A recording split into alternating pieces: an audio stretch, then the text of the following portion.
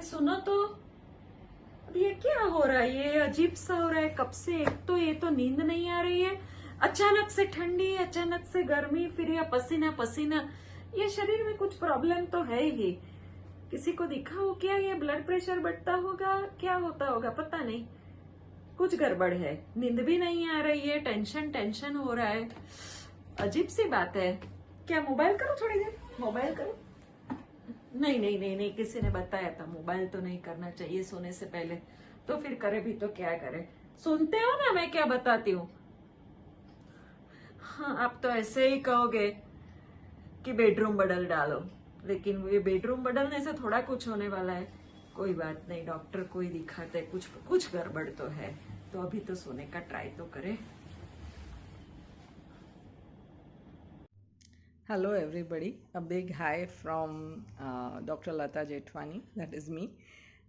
Doctor अमी मेहता ने बहुत ही अच्छी तरीके से हॉट फ्लश कैसे फील होता है उसका नाट्यांकन किया है और मुझे लगता है सब लोगों ने वो वीडियो देख ही लिया होगा।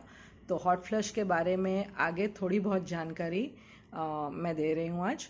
तो हॉट फ्लश है क्या? हॉट फ्लश एक वाजोमोटर सिम्टम है और हॉट फ्लश के साथ कोल्ड स्वेट्स और नाइट स्वेट्स, ये दो चीज़ें भी वाजोमोटर सिम्टम्स में गिनी जाती हैं। उसमें होता क्या है कि गर्मी गर्मी अचानक लगने लगती है, तो छाती, गला और फिर वो गर्मी यहाँ पे तुम्हारे गालों पे एकदम ऐसे गरम गरम, तुम्हें ऐसे लगेगा वो लाल लाल हो गए हैं और एकदम ऐसे गर्मी गर्मी अचानक कभी भी कोई भी टाइम पे हॉट फ्लश आ सकता है। जनरली जब ये ऐसा होता है, वो क्यों होता है?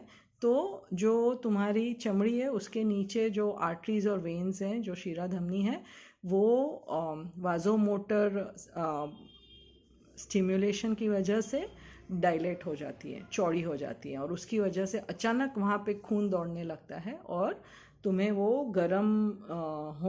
गाल गरम होने का एहसास होने लगता है, तो उसको हॉट फ्लश बोलते हैं। तो हॉट फ्लश हो तो किसको होता है? तो जनरली ये पेरीमेनोपॉज और जो अर्ली मेनोपॉजल ईयर्स हैं उसमें होता है। और पेरीमेनोपॉज 42, 43, 45 से चालू होता है, जब भी तुम्हारा शरीर में ईस्ट्रोजन लेवल डाउन होने लगता है और मेनोपॉज के 2 साल हो जाए तब तक ये हॉट फ्लश बहुत ही ज़्यादा कॉमन है। जब भी दिन में हॉट फ्लश होता है तभी इतना प्रॉब्लम नहीं होता है, लेकिन अगर रात में हॉट फ्लश होने लगता है, उसके साथ नाइट स्वेट्स भी होते हैं, तो एकदम गर्मी गर्मी हो जाती है, कपड़े गीले हो जाते हैं, तो कभी गर्मी लगती है, कभी ठंडी लगती है, कभी एसी ऑन होता है, कभी एसी ऑफ होता है। ऐसे सब जब होने लगता है तो तुम्हारी रात की नींद बिगड़ती है।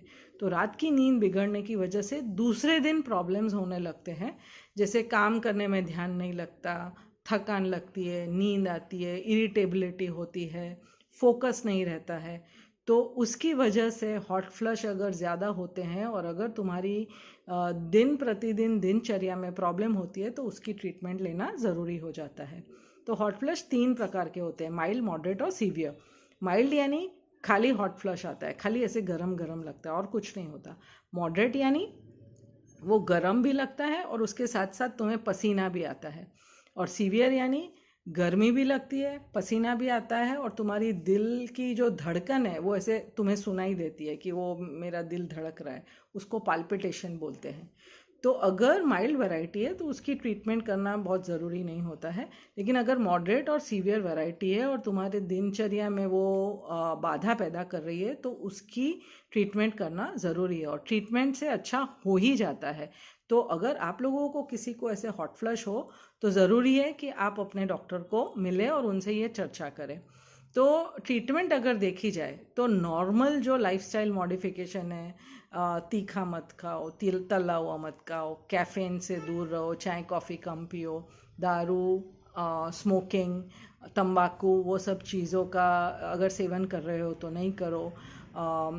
डीप ब्रीदिंग एक्सरसाइजेस करो, जल्दी टाइम पे सो, टाइम पे उठो और उसके साथ साथ आप योगा करो, योगा में प्राणायाम करो। ये सब चीज़ों से हॉट फ्लश में राहत होने की संभावना रहती है। एक्सरसाइज करने से हॉट फ्लश में इतना फ़र्क देखा नहीं गया है, लेकिन वैसे ही एक उम्र के बाद एक्सरसाइज करना तो ज़रूरी है। तो हॉट फ्लश के लिए नहीं, लेकिन वैसे एक्सरसाइज करनी चाहिए। इसके अलावा अगर आपको हॉट फ्लश होता है तो निराश मत हो, आप डॉक्टर के पास जाओ। काफ़ी सारी हार्मोनल और नॉन हार्मोनल दोनों प्रकार की ट्रीटमेंट्स अवेलेबल हैं, और आपको क्या अनुकूल है, आपको और क्या प्रॉब्लम्स हैं, वो सब देख के, वो चर्चा करके आपके जो मेनोपॉजल कंसल्टेंट हैं वो आपको सही सलाह देंगे। आपको अगर और कोई भी प्रॉब्लम है तो आप अपने डॉक्टर के पास जाके ये बात कर सकते हो। Thank you, bye.